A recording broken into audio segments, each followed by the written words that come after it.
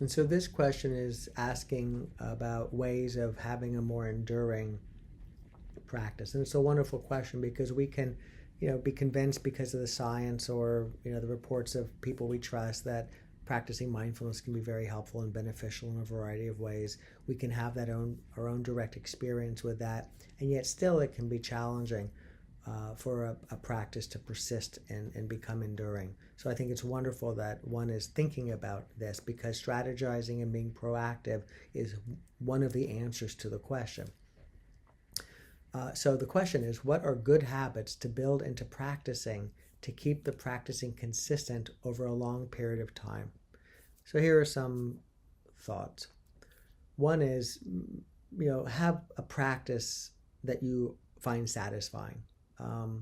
Doesn't mean you have to find it relaxing. It doesn't mean it has to always be satisfying, but in whatever ways that you find it satisfying, that that's what we're working with. Because if that's lacking, it's going to be challenging for it to persist over time, and maybe it doesn't make sense for it to. The other is to have the period of practice be as ritualized and consistent as possible. And these are some of the things that can make that up.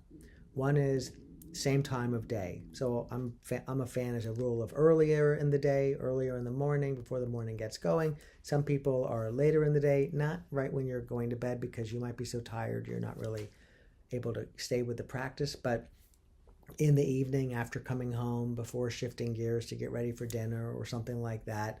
But a reliable time of the day, one that's not likely to be disrupted too often. I think that's very helpful. Same length of time.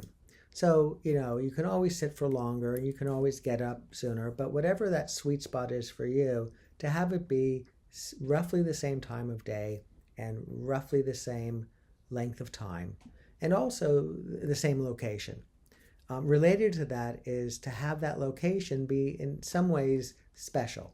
Maybe there's a candle, maybe there's incense, maybe there's a cushion, maybe there's a different kind of chair, maybe it's in a certain room, something about it that's a little different, so that there can be a ritualized quality of going into that room and lighting the candle or lighting the match and, lighting the candle or lighting the match and burning the incense. And already just the doing of that, the practice has begun.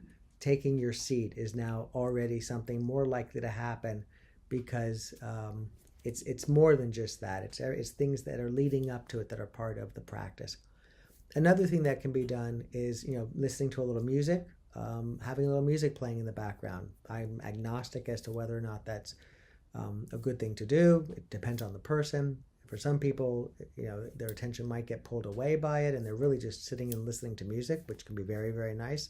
But for others, it can just sort of be in the background, especially if it's just soft, instrumental music that doesn't, yank our attention away because of something about its tempo or the way something transitions or shifts, so that it sort of holds us in our seat, steadies us in a way. I think that can be very helpful.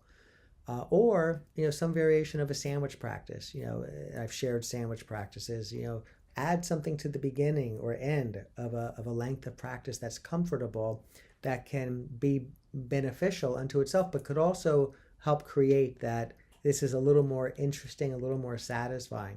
Maybe beginning with, example of box breathing or some relaxation practice, closing with some affirmations or reflections on the day or planning for the day. Do something so that it may offer a little bit of obvious benefits in some ways, because practicing mindfulness doesn't always have inherent in it or explicit in it an obvious benefit. We understand the benefits, but not necessarily going to have a tangible takeaway each time we practice for it to nonetheless be a useful practice. But if you begin by playing, your favorite, a beautiful classical piece of music, not for the whole duration, as I indicated before, but maybe just for 30 seconds to sort of settle into the practice, that kind of a thing could be helpful as well. So I think it's a terrific question. I think that having it on one's mind and be continually tweaking and working with things is helpful, and keeping it simple. Keeping it simple. The more complexity, don't have it be that the practice we're doing is the practice that we think we should be doing. Have the practice that we're doing be the practice that we are, that feels right and that serves us well.